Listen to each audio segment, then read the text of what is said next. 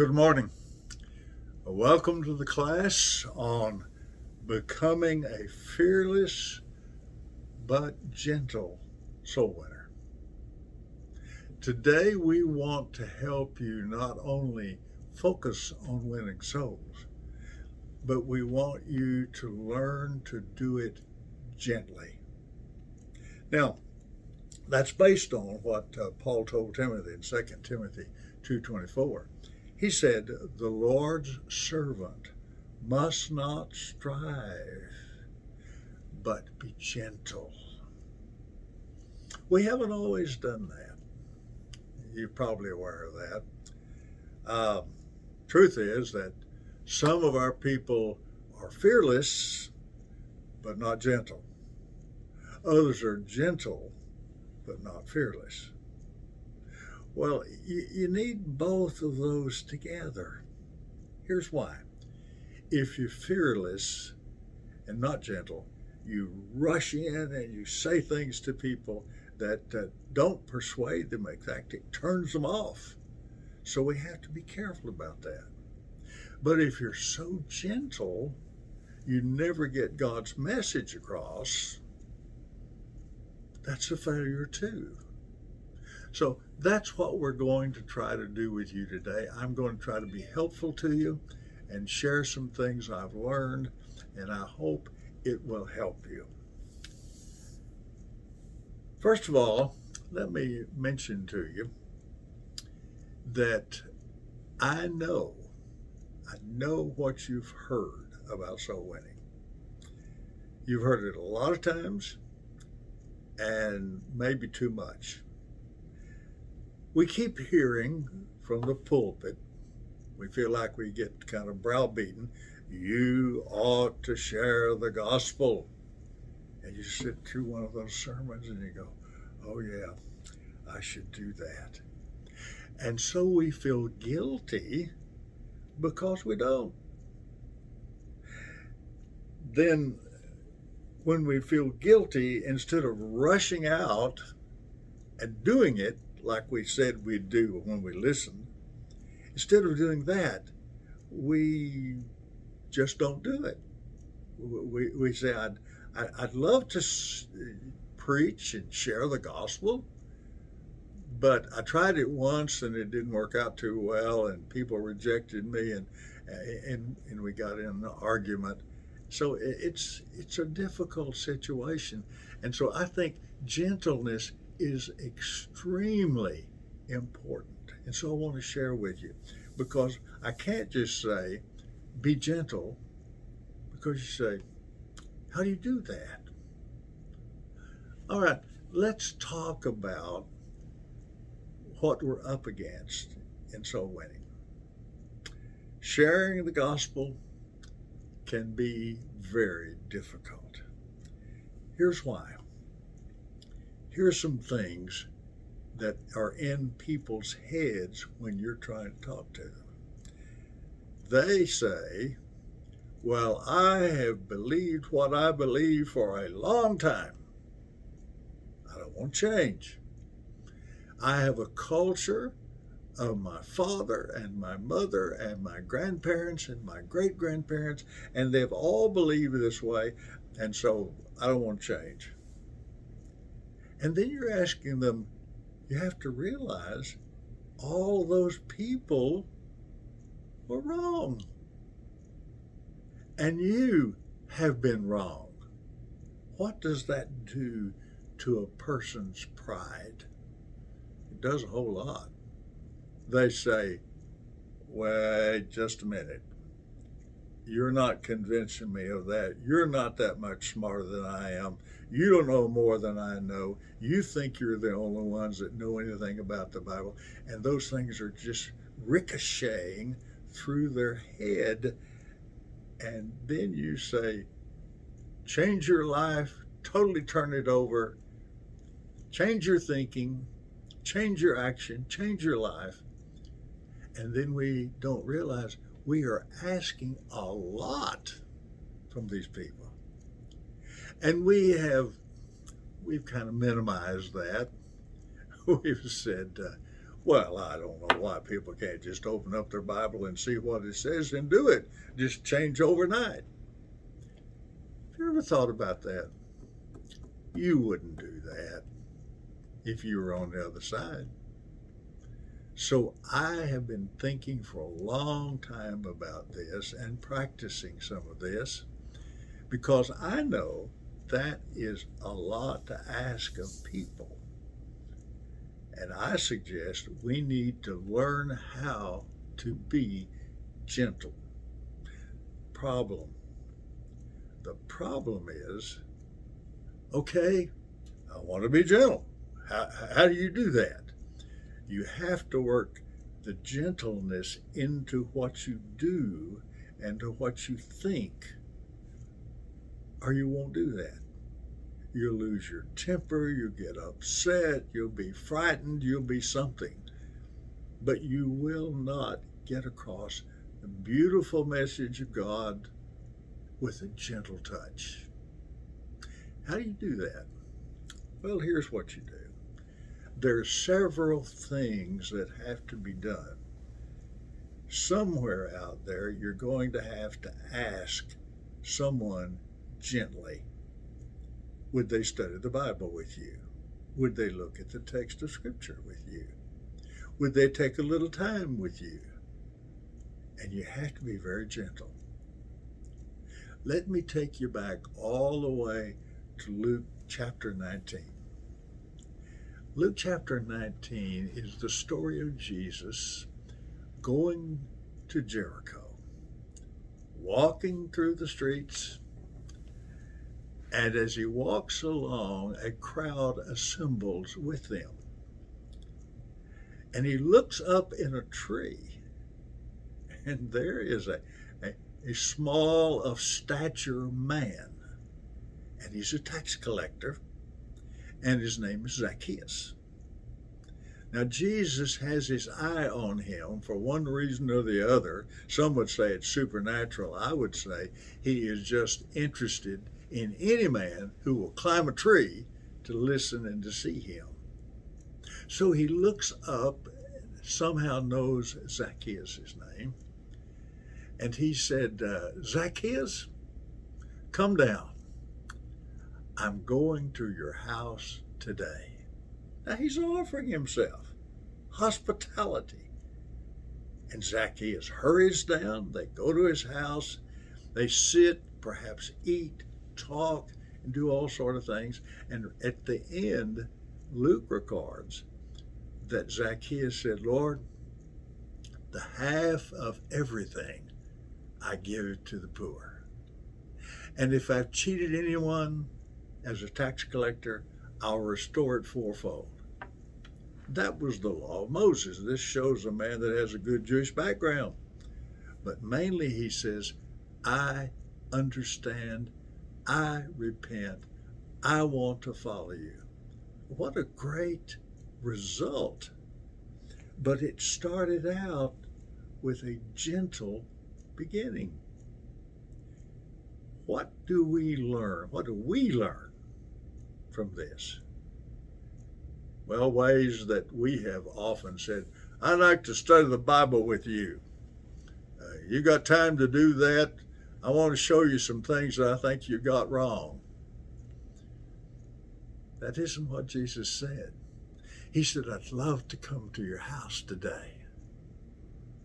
What does that mean? Well, that's friendly. That's hospitable. And he is willing to either accept the response of Zacchaeus or to let it go if need be. I want to point out something to you about Jesus. In the 14th chapter of the Gospel according to Luke, a rich young ruler came to him and said, I'd like to have eternal life. What do I need to do? Jesus didn't just immediately tell him, I want to show you something odd he did. He said, well, what do you think you ought to do?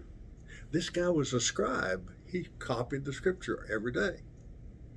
What do you see? And the scribe said, well, And he interpreted, he said, love God, love your neighbor.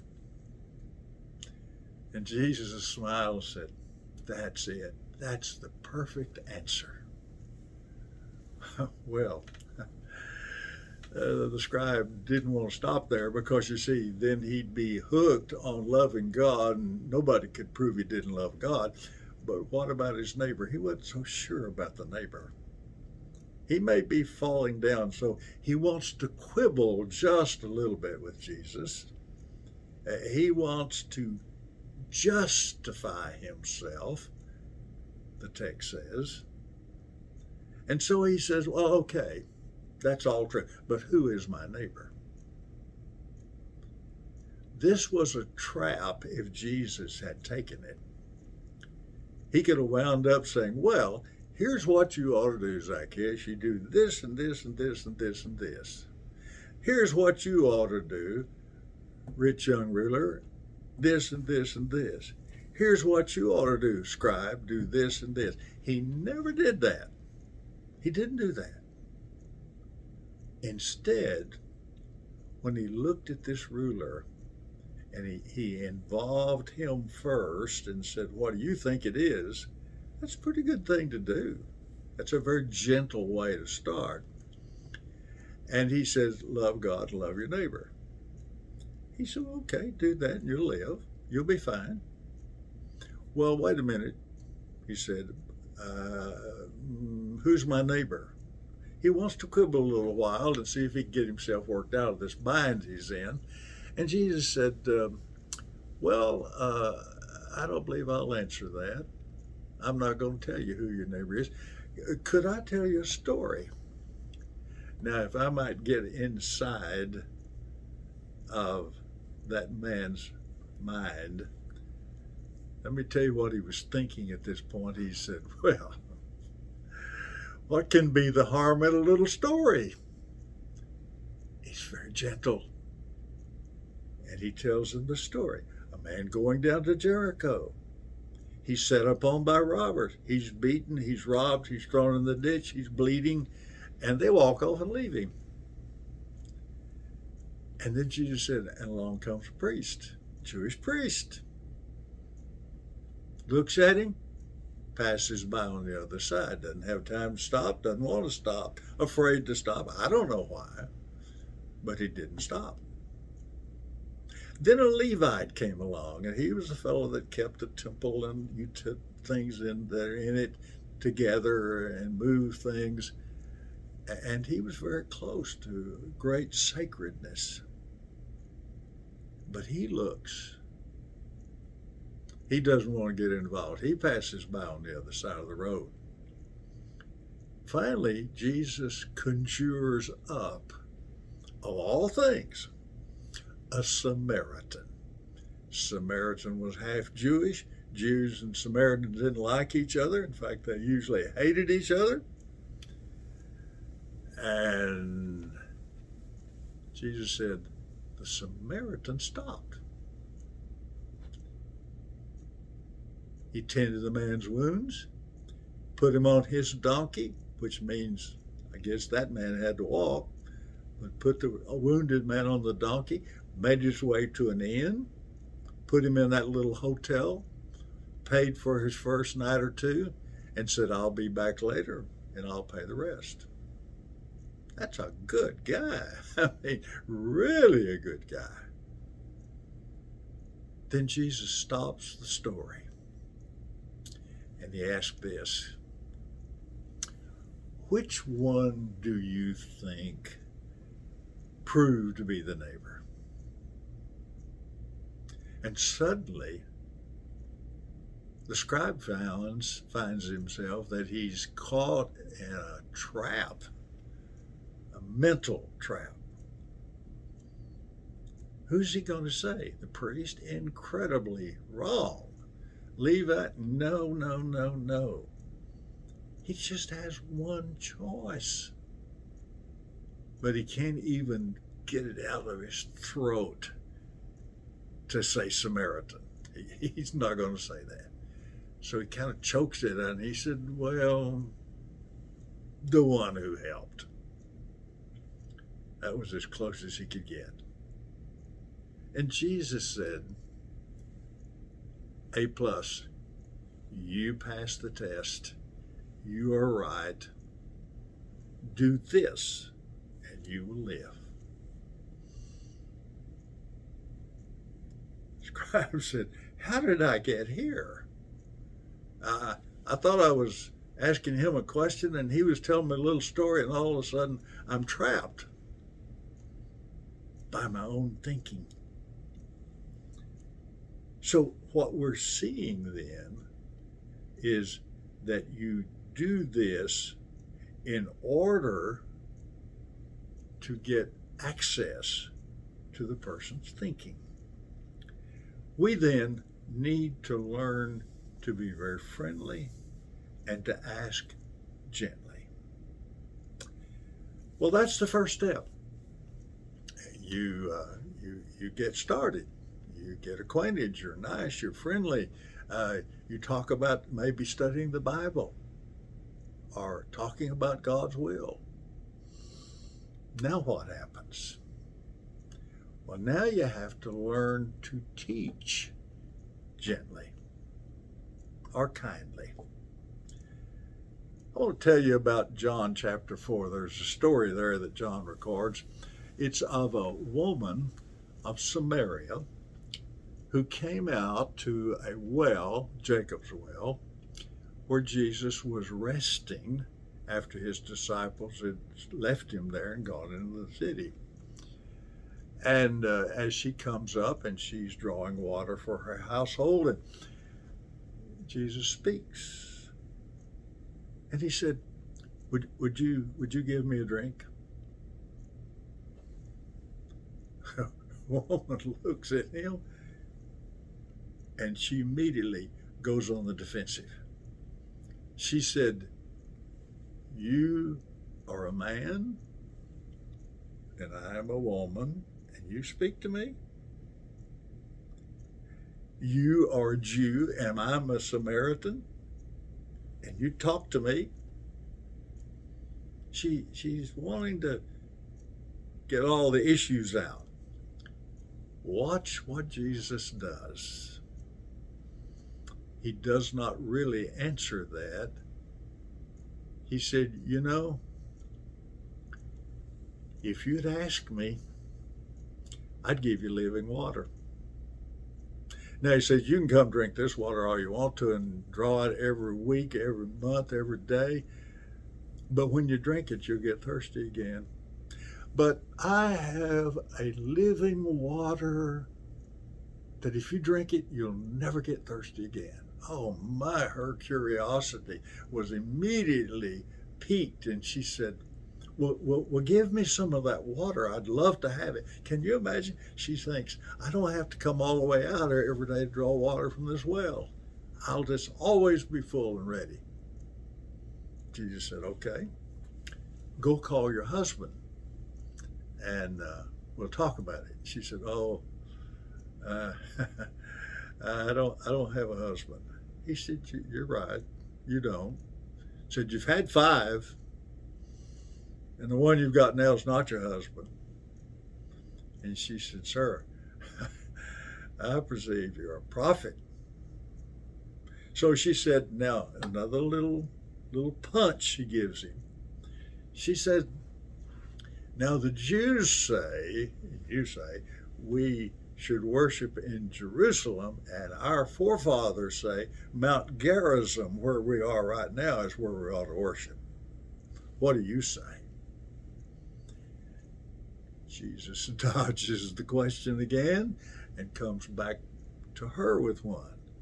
He said, listen, you're asking where to worship, and I'm telling you, the important thing is how you worship. You should worship in spirit and in truth. And she said, sir, you know, when Messiah comes, he's going to tell us all those things you're talking about. He said, I'm the one. I don't know whether you looked at that conversation before, but it's kind of crazy questions, crooked answers. He twists and turns, and he lets her walk all around the reality until finally she says, I think we're going to get a Messiah like you. And then he said, I am the Messiah. So he reveals all this at the end of the conversation. Pay attention to this. Pay close attention to this. How many times have we read how Jesus talked to people and taught people, and yet we don't do that like he did? Why not? Why have we been so slow to do that? We haven't seen the value of gentleness and kindness to people who are searching and longing and lost. So, if you read that and you see that conversation clearly, you will realize that what he did was to keep asking questions and bringing up points until she looks down and says, well, there's the answer. There's the truth. This is who you are. Or you sound a lot like him. And Jesus reveals himself. Most of our people have said, instead of asking questions to get people to understand what they need, I'd rather just tell them. In other words, we would rather argue people into the kingdom instead of gently letting them discover what's going on, what's real. And so instead of tell, it's question. And Jesus did it over and over and over again. And we have to say, my, what is it that he's doing that's different? He's getting good results. But the reason is he is teaching gently. You may say, okay, I get it. But I still, I can see Jesus do it, but Jesus is Jesus. He's the Son of God. He could do it easily. I can't do it. Yes, you can. Yes, you can. But you have to put a little time in understanding gentleness. For instance, I've talked about setting up a study, and then I've talked about teaching someone, both gently. How do you get people to say yes when you want to study with them?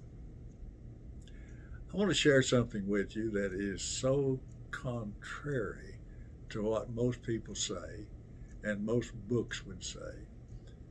But I've tested this out many times, and I would tell you this. Here's what you can do.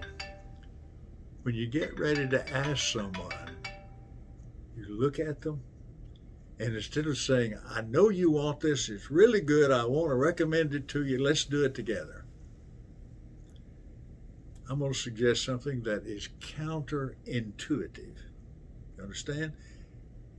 Most people go this way, counterintuitive, you go the other way.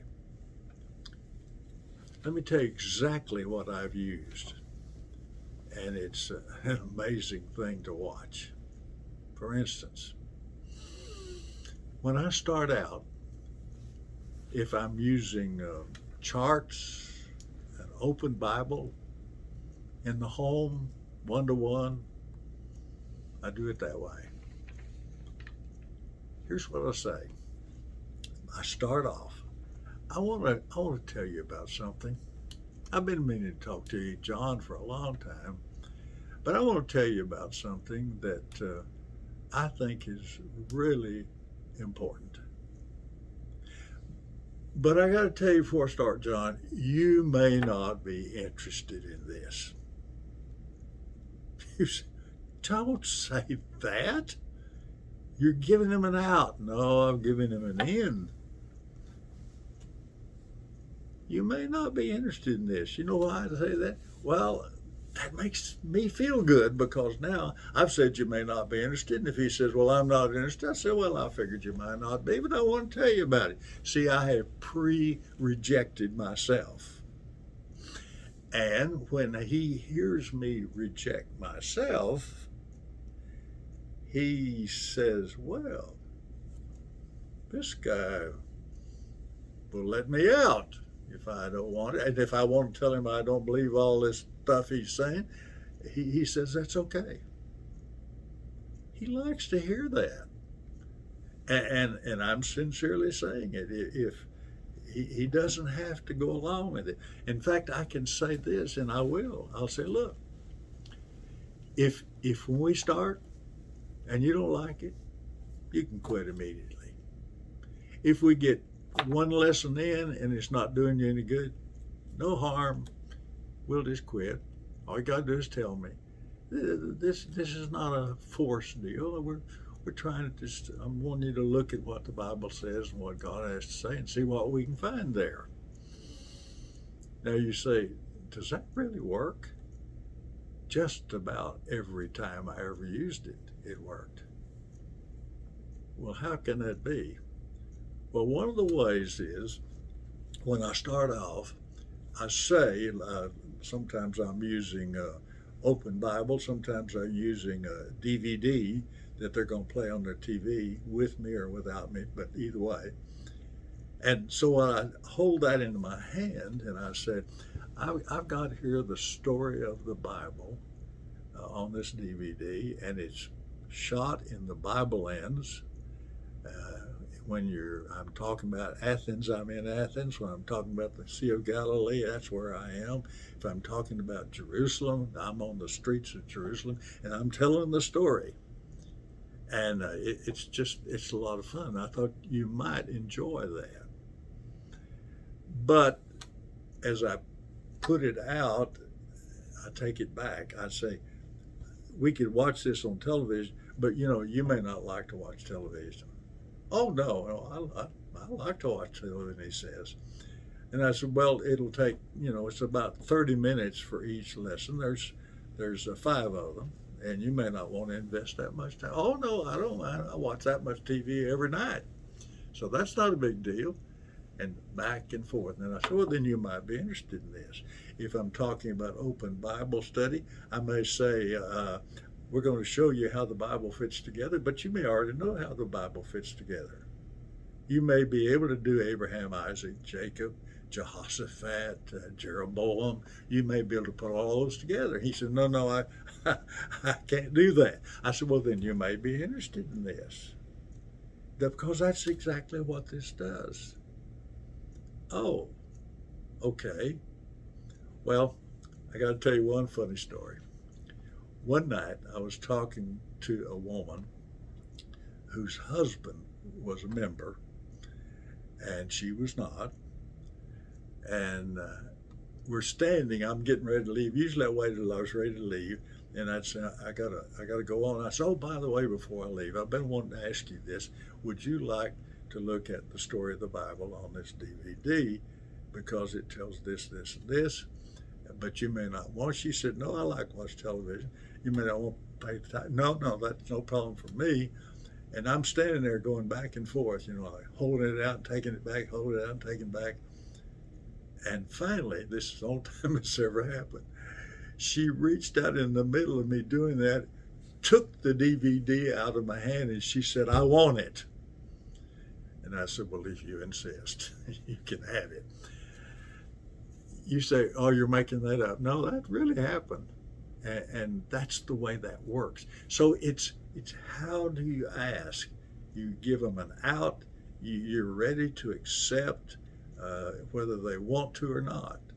You got to realize Jesus didn't force people, and he didn't browbeat them, but he did allow them to see what was out there and what God was saying. And like that rich young ruler, he said, what I have to do, he said, well, sell everything you have, give it to the poor, and come follow me, and you'll have treasure in heaven. You'll be fine. Oh, he couldn't do that. He could keep the law, but he couldn't keep that. And so it says, and he turned away, for he had many riches. Jesus didn't run after him and say, come, wait, come on back here, sit down, let's talk about this. We'll lower the price here if this will make it easier for you. He allowed him to go.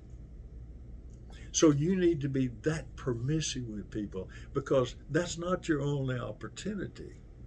I know when I say you can quit, you don't have to watch the whole thing. You can quit in the middle, you can quit at the end. You say, well, we don't want to encourage people to quit. Well, but the more I ask them, would you, if you want to quit, you can, the more they relax about it. They say, this guy understands me. He knows I may not be interested in this. I don't want to hear any of this stuff that someone tries to pin down on me. Okay, then you can quit anytime. And I show by my manner that I'm happy with that. I'm happy. It's okay.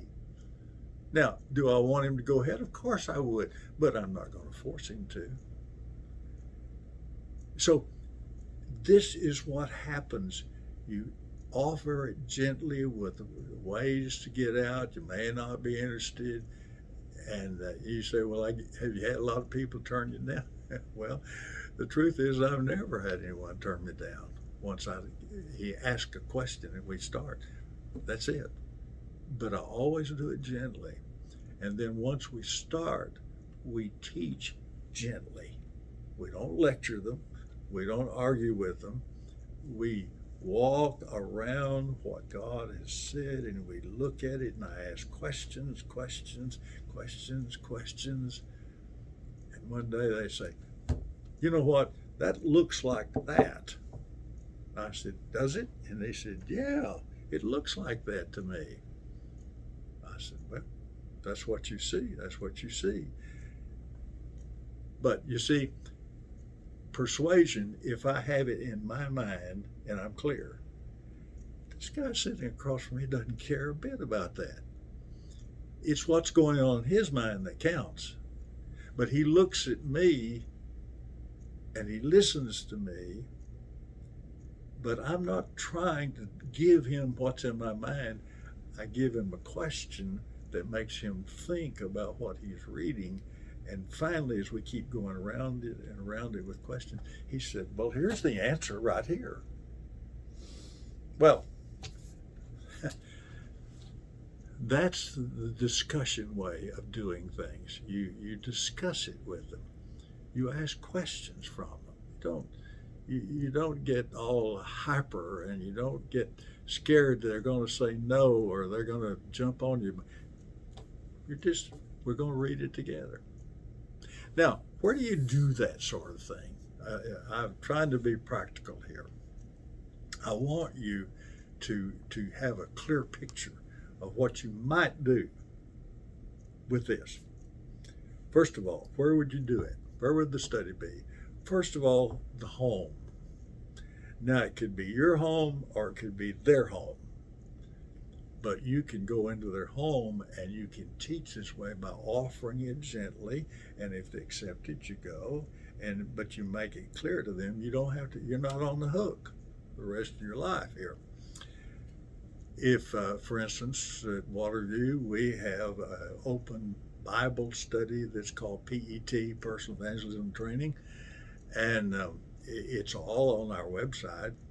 It's absolutely free. You can get not only the charts and the things that we said, but you're going to get the opportunity to look at it and even see the training manual. It's all on it. Everything's just printed off. It's yours.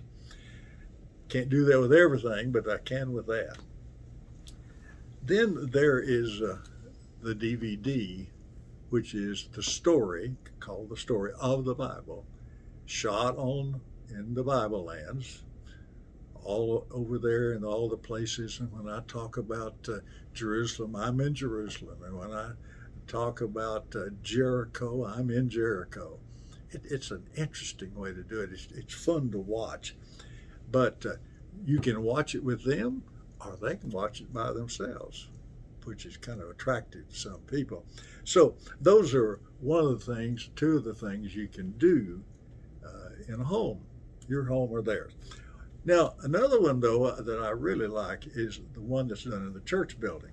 But again, it's based on discussing things. And so you develop a seeker group at church, and usually it's the husband or the wife. One's a member, the other one's not. And you say, this is for you. This is for people not raised in the Church of Christ. And we're going to talk about Scripture, going to look at it and see what we think. And you develop a tremendous camaraderie, and you meet right there. In our case, we meet over in one corner. We have a bunch of tables discussing, but this one over here in the corner, that's this non-member class, and it's one of the more fun classes we have. And I have a lot more I can tell you about that, but that's probably enough for you to understand. One of the things that's interesting is we've trained the group leaders, but the interesting thing, as long as we've had it for years and baptized a lot of people that came out of that group, but the only one person raised in the Church of Christ ever was the leader of this group. Every one of them have been converts through the system. Why would I use people that are converts? Because they don't say some of the things that we say, and they're not blind to some things that we're blind to. And I don't have to explain to them to be gentle.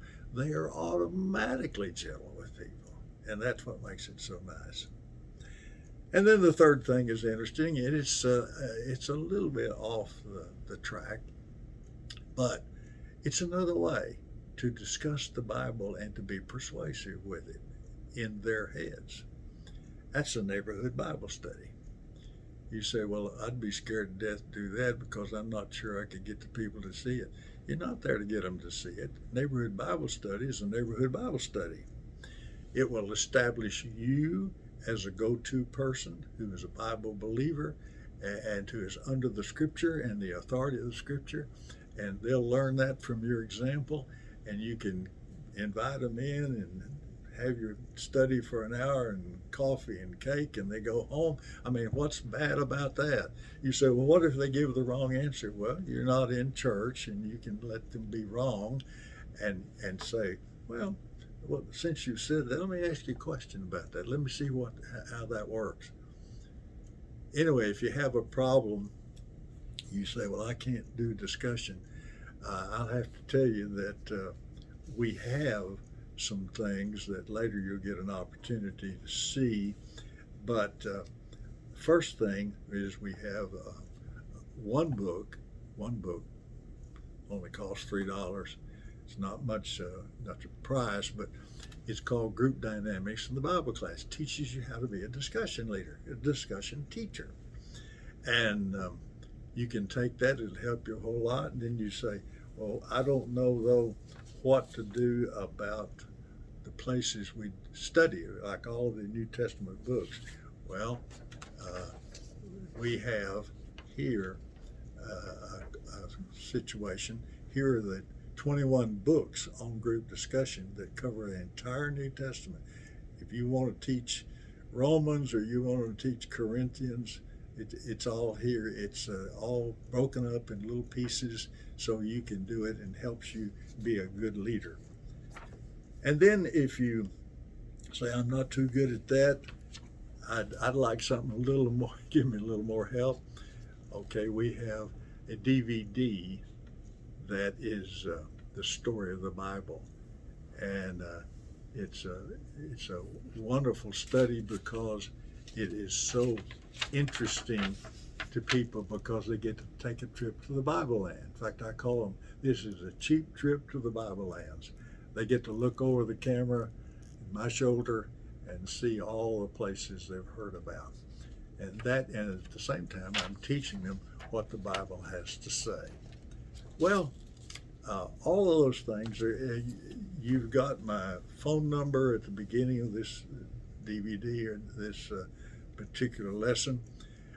You can send me a call, you can call me send me a text. And if you have questions, and you probably do, because I haven't been able to solve everything and clarify everything. But the main thing is I want you to know that being gentle doesn't mean being ineffective. Jesus was very gentle and very effective. And I think we can be better at this, even though we're not the Son of God, we don't have miraculous powers. We don't need miraculous powers necessarily. We can still do this with the things that God has given us. I want you, though, to not be afraid any longer, to ask and to teach. And I want you to get the joy of not arguing anyone into the kingdom, but letting them look at what's there with your questions till they finally decide, this is what I want to do. It's been a great thing to be with you today. I'm sorry I can't see you. At least you can see me, and you can at least judge what I'm telling you, whether it makes any sense or not. But I got to tell you, things that don't work, I recorded and then said, doesn't work, and I threw them over the side years ago. I'm not telling you anything that I haven't used again and again and again. I hope you'll not be afraid. I hope you'll be bold. I hope you'll feel competent. But I hope you learn to be gentle and open to other people and how they're feeling.